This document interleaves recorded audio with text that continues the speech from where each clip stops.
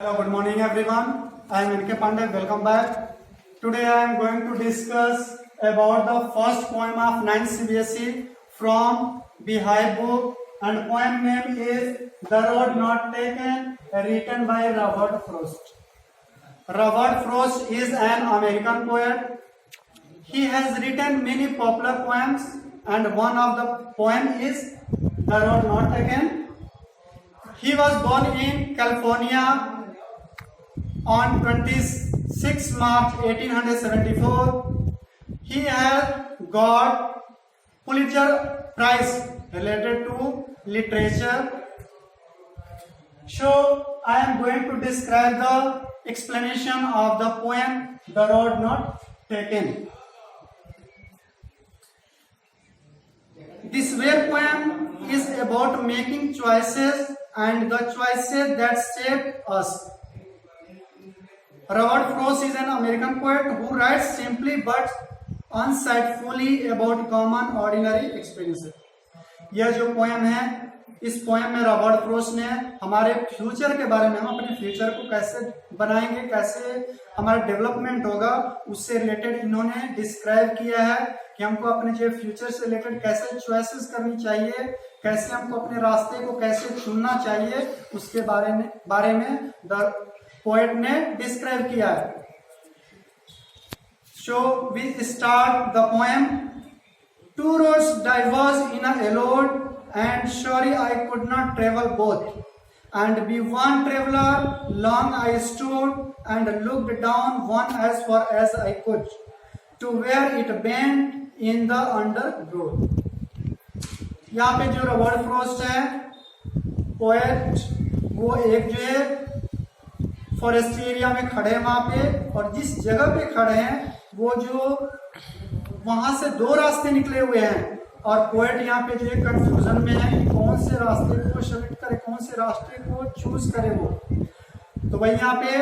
Two roads diverge इन एलोड. एलोड मतलब autumn का season है, और उस टाइम जो है पेड़ की जो पत्तियां होती है येलो कलर की हो जाती है, इसलिए यहाँ पे जो है येलो वुड का मतलब जो है ऑटम सीजन से रिलेटेड उस टाइम का जो है उस टाइम जो डिस्क्रिप्शन जो दिया गया है ऑटम सीजन का जो है मतलब बारे में है, जो फॉरेस्ट एरिया जो पूरी उसकी जो पत्तियां येलो है. और डाइवर्स मतलब जो होता है जो अलग होना, डिवाइड होना, बटना, उसको हम डाइवर्स बोलते हैं. दो रोड जो है जहाँ पे पोएट खड़ा हुआ वहां पे दो रोड जो है अलग अलग डाइवर्स हो रहे हैं, अलग अलग फॉरेस्ट एरिया से निकल रहे हैं. And sorry I could not travel both. और पोएट यहाँ पे कहता है कि लेकिन दुख की बात है कि मैं दोनों रास्ते पे ट्रेवल नहीं कर सकता हूँ. क्यों? And be one traveller long I stood. क्योंकि मैं ट्रेवल करने वाला अकेला हूँ, और इसलिए मैं दोनों रास्ते पे ट्रेवल एक साथ नहीं कर सकता हूँ. Long I stood and looked down as far as I could. मैं वहां पे खड़े होकर, long I stood, वहां पे बहुत देर तक मैं खड़े होकर के, और जहां तक looked down, मैं देखता हूं कहां तक, as far as I could, जहां तक मैं देख सकता था वहां तक मैं देखा, खड़े होकर उस फॉरेस्ट एरिया में जहां से दो रोड डाइवर्ज हो रहे हैं उस जगह पे खड़े होकर के, और जहां तक मैं देख सकता था उन दोनों रास्ते को देखा मैं. To where it bent in the undergrowth. Bent का मतलब मुड़ा हुआ, और अंडर ग्रोथ जो हमारा जो डेंस फॉरेस्ट है, डेंस फॉरेस्ट घना जंगल, उसको हम अंडर ग्रोथ बोलते हैं. तो उस घने जंगल में जो दो रास्ते मुड़े हुए जो दो रास्ते हैं, दोनों रास्ते को पोएट वहां तक देखा जहां तक वो देख सकता था. एक बार फिर से डिस्क्राइब कर रहा हूं. पहले जो है हमारा जो है स्ट्रेंजर, इसमें पोएट ये बता रहा है कि पोएट वहां पे जो है ऑटम सीजन है, और उस टाइम जो है पेड़ की जो है पत्तियां जो है पूरे येलो कलर की हो चुकी है. वहां पे जो एक जगह पे खड़ा है जहां से दो रास्ते निकले हुए हैं, और पोएट यहाँ पे कंफ्यूजन में है कि दोनों में से कौन से रास्ते को सेलेक्ट करूं, चूज करूं, क्योंकि ट्रेवल करने वाला वो अकेला है. वो उस जगह पे खड़े होकर के, और उस घने जंगल में दोनों रास्ते निकले हुए हैं, उन दोनों रास्ते को जहां तक देख सकता था वहां तक देखा. Then took the other just as fair, and having perhaps the better claim, because it was grassy and wanted wear, though as for that the passing there had warned them really about the same. Then took the other just, लेकिन जैसे वो दोनों रास्ते को देखा तो उसमें से उसको क्या लगा, then took the other, took मतलब take, it is the second form of take, वो उसमें से किसी एक को चूज किया, टेक किया, और फिर जस्ट एज फेयर, फेयर का मतलब सुंदर होता है, दोनों में से जो उसको अच्छा लगा उसमें से किसी एक को वो चूज किया, and having perhaps the better plan, क्योंकि उसको ऐसे लग रहा था, बेटर प्लान मतलब अच्छा, उसको ऐसे लग रहा था कि जिस रास्ते को वो चूज किया है वो रास्ता बहुत अच्छा है, और ऐसा करके वो चूज किया, because it was grassy, grassy मतलब वो जो एक घास वाला रास्ता है, ग्रासी का मतलब घास वाला, and wanted wear, wanted wear का मतलब नॉट यूज्ड, मतलब उस पर कोई ट्रेवलर अभी तक नहीं चला, कोई उस पर जो ट्रेवल नहीं किया है, तो उसको हम वांटेड वियर कहते हैं, जो रास्ता यूज नहीं होता, मतलब which is not use can be called as wanted wear. तो वहां पे जो है पोएट वहां पे खड़ा है और एक रास्ते को चूज करता है, क्योंकि वो एक रास्ता जो है ग्रासी है और वहां पे कोई ट्रेवलर नहीं ट्रेवल किया है, इसलिए उसको वो चूज किया। Though as for those passing there had warned them really about the same, क्योंकि उसको जो सेलेक्ट किया वहां पे देखने के बाद, चूज करने के बाद उसको ऐसे लगा कि दोनों जो रास्ते हैं had warned का मतलब ट्रेवल करना, then really about the same, क्योंकि दोनों का अगर ट्रेवल करेंगे तो शायद दोनों एक ही जैसे, उसको ऐसे लगा, और जिसको सेलेक्ट किया था वो शायद अच्छा था, इसलिए उसको वो सेलेक्ट किया, चूज किया, और उस पर ट्रेवल करने के लिए उन्होंने डिसाइड किया। Next stanza, and both that morning equally lay in leaves no step had trodden black, or I kept the first for another day, yet knowing how way leads on to way, I doubted if I should ever came back.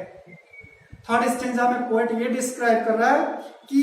अगले दिन जब वहां पे सुबह वहां पे देखता है तो वहां पे देखता है कि इक्वली ले का मतलब होता है कि वो जो रास्ता है वो एक तरह से पत्तों से जो बराबर ढका हुआ है, इन लिप्स पत्तियों से ढका हुआ है, एंड नो स्टेप है ट्रोडन ब्लैक, ट्रोडन ब्लैक मतलब होता है पैरों से कुचला हुआ, और उस पे जो पत्तियां गिरी हुई है, कोई भी पत्तियां जो है पैर से कुचली हुई नहीं है, मतलब कोई ट्रेवलर उस पर ट्रेवल नहीं किया है, जिसको पोएट सेलेक्ट किया था कि उस पर ट्रेवल करूंगा, लेकिन जैसे ही नेक्स्ट मॉर्निंग वहां पे जाता है तो वहां पे देखता है वो कि उस पे पत्तियां पड़ी हुई है, और वो पत्तियां थोड़ी बिल्कुल भी टूटी हुई नहीं है, और I kept the first for another, और फिर पोएट ये डिसाइड करता है, ये मतलब सोचता है कि इसको मैं क्या करूंगा, I kept the first for another day, इसलिए वो डिसाइड करता है कि जो पहला जो रास्ता है उसको मैं अनदर डे उसको क्या करूंगा, उस पर ट्रेवल करूंगा। एट नोइंग हाउ वे लिस्ट on to way I doubted if I should ever come, क्योंकि वो जो रास्ता है उस रास्ते पे knowing how way leads on to way, जिस रास्ते पे मैं जाऊंगा वो रास्ता कैसा होगा, I doubted, it is the second form of doubt, उसको संदेह है, उसको कंफ्यूजन है कि if I should ever come back, अगर मैं इस रास्ते पे ट्रेवल कर रहा हूं, क्योंकि उस पे कोई भी ट्रेवलर अभी तक ट्रेवल नहीं किया है, अगर उस रास्ते पे मैं ट्रेवल करने जाता हूं तो वापिस आ पाऊंगा कि नहीं आ पाऊंगा, अभी जो है पोएट में यहाँ पे थोड़ा सा कंफ्यूजन है। I shall be telling this with a sigh somewhere, it is the fourth stanza and last stanza of this poem. I shall be telling this with a sigh somewhere Aza's hands, two roads diverged in a wood, and I took the one less travel by, and that has made all the difference. यहाँ पे poet ये कहता है कि I shall be telling this with a sigh, Sai मतलब एक तरह से भी तो मॉर्नफुल, दुखी होकर के, आ भर के, तो यहाँ पे पोएट जो है इस चीज को एक तरह से क्या ऐसे दुखी होकर के आ भरते हुए बता रहा है। somewhere ages and ages hence मतलब अपकमिंग फ्यूचर में वो जो है इस चीज का जो डिस्क्रिप्शन दे रहा है वो बता रहा है, इस चीज को बड़ी दुखी होकर बता रहा है, वो बता कि उस जो जगह पे जहाँ पे पोएट खड़ा था उस फॉरेस्ट एरिया में, वहां पे दो रोड वहां से डाइवर्स हो रहे थे, और उसमें से पोएट जो है किसको चूज किया, आई took the one less travel, लेकिन उसमें से पोएट जो है जो कम ट्रेवल किया हुआ था उसको जो है पोएट चूज किया एंड दैट हैड मेड, और ये जो उसका जो सिलेक्शन था, उसका जो चूज जो किया था, ये उसके मतलब एक तरह से बहुत ज्यादा ऑल द डिफरेंसेस,